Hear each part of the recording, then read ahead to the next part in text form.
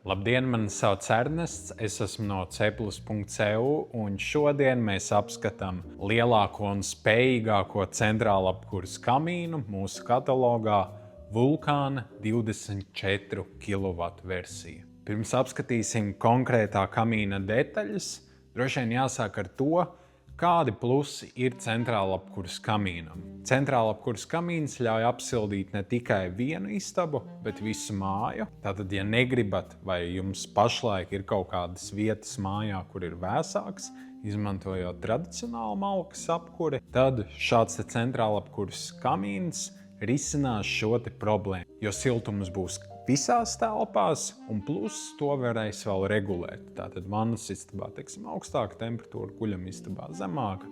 Tas viss ir kontrolējams. Otrais lielais pluss ir tas, kā jau vārds vēsta, kamīns, lai gan šī te ir ļoti praktiski iekārta, tā arī ir liels kamīna stikls. Tātad mājīgiem vakariem, it īpaši, ja to novieto kādā viesistabā, tiešām tas dod šo te uguns efektu, un plus tas ļoti funkcionāli un praktiski uzsilda visu māju. Trešais, tas, protams, ne tikai apsilda māju, bet arī var sagatavot silto ūdeni, kas nozīmē, ka kurināšanas laikā jūs arī sildat ūdeni, kuru jūs izmantosiet dušās, izlietnēs, visur, kur izmantojat silto ūdeni. Un ceturtais, protams, arī ideāla versija, kā papildus alternatīvā apkure. Ko es ar to domāju? Malka Latvijā ir viens no pieejamākajiem resursiem. Tas nozīmē, jums pašlaik, piemēram, gāzes apkure, šo var pieslēgt klāt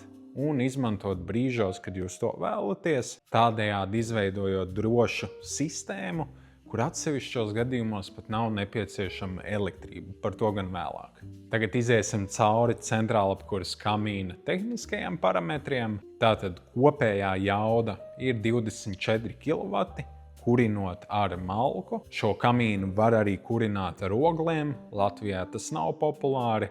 Tad šo te jaudu var paaugstināt līdz 29 kW, bet tipiskam Latvijas pircējam tas, ka var kurināt ar oglēm, ir tikai kā garantijas apliecinājums, ka kamīns ir tiešām paredzēts augstām temperatūrām un spēs izturēt regulāru kurināšanu. Tātad, kā šie 24 kW sadalās? Tā kā šis te ir kamīns, nevis katls, 3 kW tiek atdoti istabā. Tātad, ja istaba ir plus mīnus līdz 30 kvadrātmetriem, tas viss atkarīgs no siltuma zudumiem, bet ieskatām 30 kvadrātmetri, tad šis te kamīns varēs apsildīt istabu bez jebkādiem papildus radiatoriem vai siltajām grīdām. Un jauda, kas aiziet uz centrālapkures sistēmu, tātad vai tā ir akumulācijas tvertne, vai tie ir vienkārši radiatori, ir 21 kW.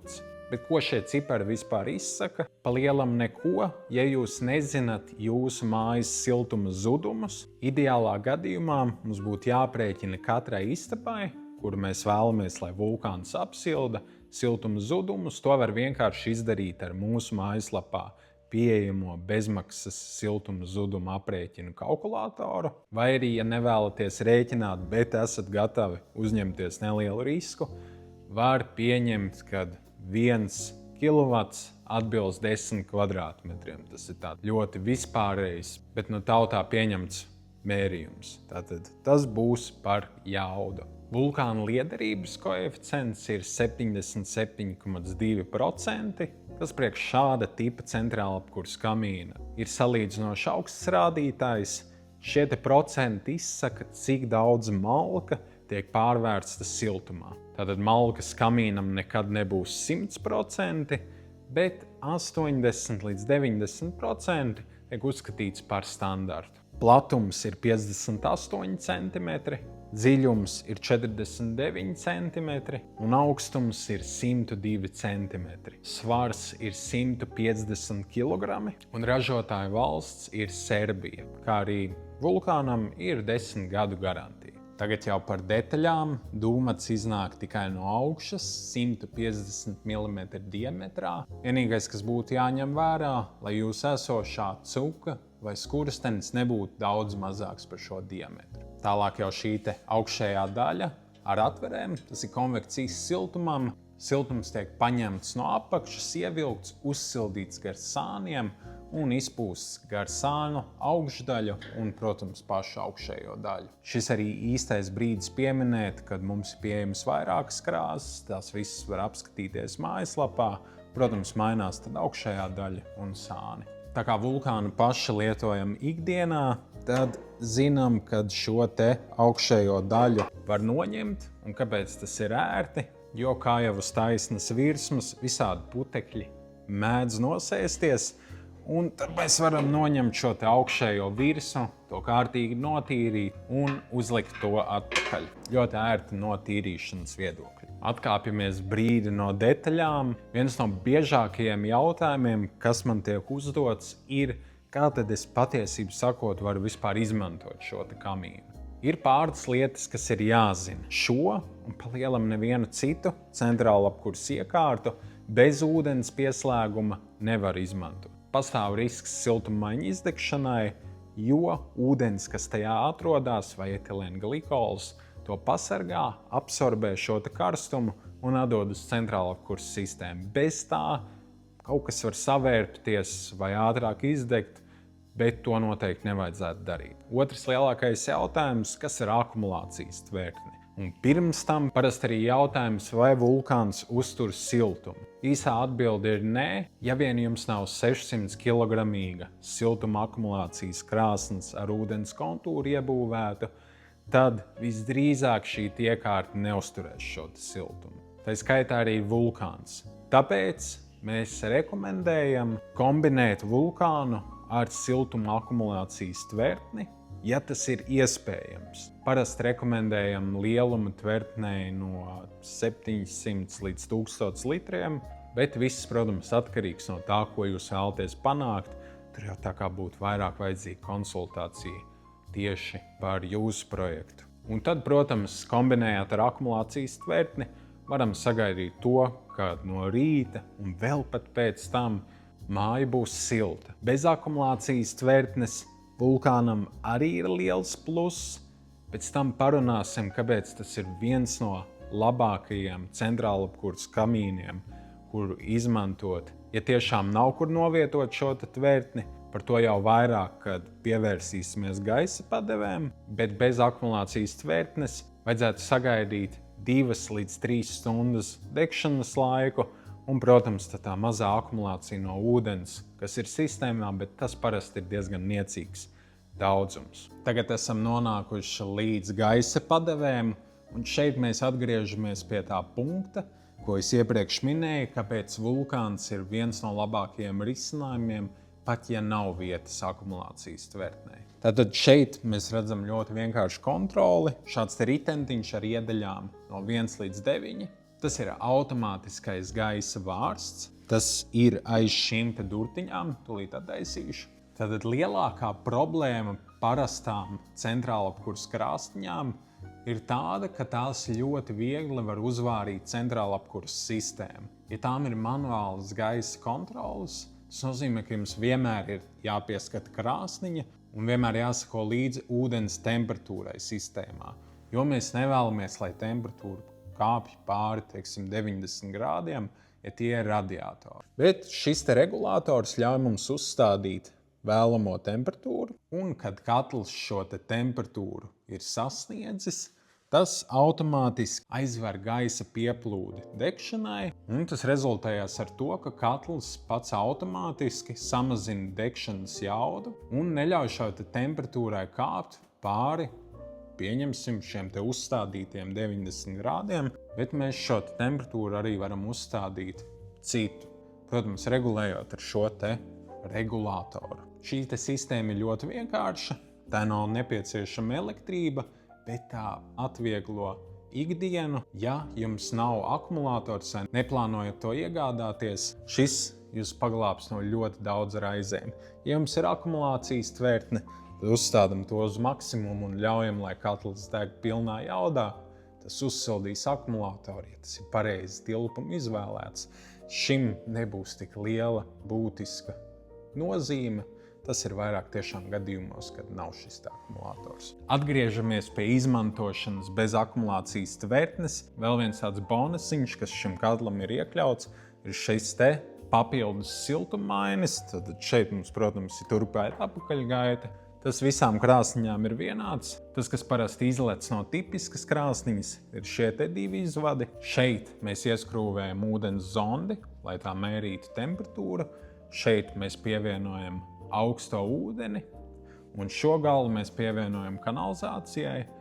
Un ja notiek tiešām tas gadījums, ka temperatūra ceļās pāri vajadzīgajai, tad mēs šo te regulātoru vārstu uzstādām, atvērties pie 90 grādiem, tas atverās, vēsais ūdens sāk atdzesēt katlu, un karstais ūdens izplūst ārā no sistēmas. Tas ir tiešām tāds avārijas režīms, bet tajā pašā laikā tas būs daudz ērtāks nekā, ja izšautu avārijas vārsts, jo pēc šīs sistēmas darbības viens sistēmas tilpums būs tieši tāds pats, nebūs vajadzīga nekāda papildināšana, un otrs visur nebūs kāds etilēna glikols vai ūdens no drošības vārsta izšaušanas.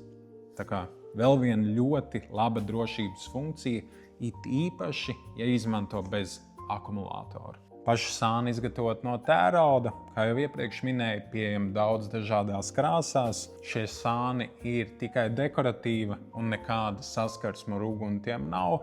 Daudz arī jautā, vai šie sāni un augšējā daļa uzkarst. Protams, vispirms būtu jāsaprot, kas kuram ir uzkarst, bet pie pilnas kuršanās jaudas roku var pielikt un drusku arī noturēt. Protams, jārēķinās ar to, ka priekšējais stikls tāpat būs karsts kā jau malkas krāsnī. Bet sāni ne. Liels stikls no Scotch Roebuck, tas ir vācu ražotājs, tas piedāvā premium klases kamīna stiklus, un šim te kamīna stiklam arī ir iebūvēta airvaša sistēma, kas nozīmē, ka gaiss tiek pludināts tam priekšā, un tas rezultējās ar to, ka tas vienmēr ir tīrs degšanas procesā, tikai ir vienmēr jāatcerās, ka jākurina ar sausu malku zem 20%, un tad kamīna stikliņš pats attīrās. Rokturis ir izgatavots no tērauda, bet tas neuzkarst un nav pat vajadzīgs cimds, lai to atvērtu.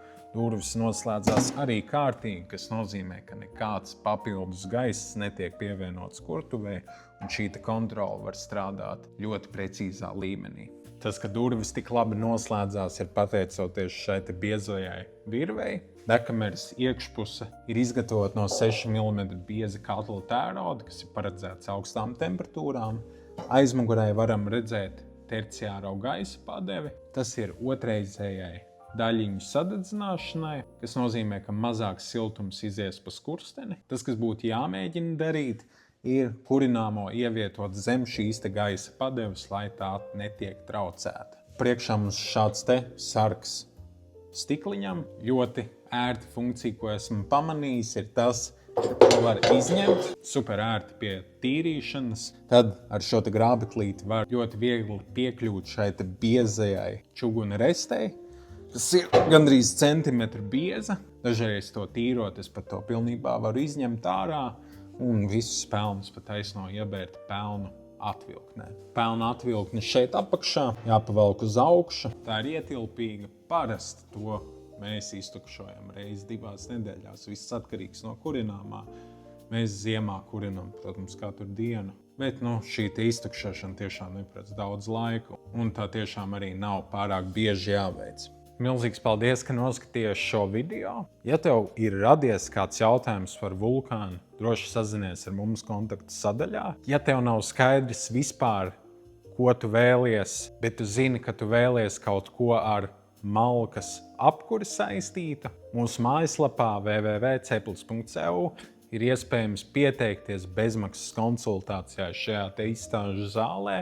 Mēs specializējamies tikai malkas apkures iekārtās, plītīs, krāsnīs, akumulācijas krāsnīs, centrāla apkures krāsnīs. Un parasti klātienes konsultācija ir labākais veids, kā atrast piemērotāko apkures iekārtu. Vēlreiz paldies par skatīšanos un lai siltums katrās mājās!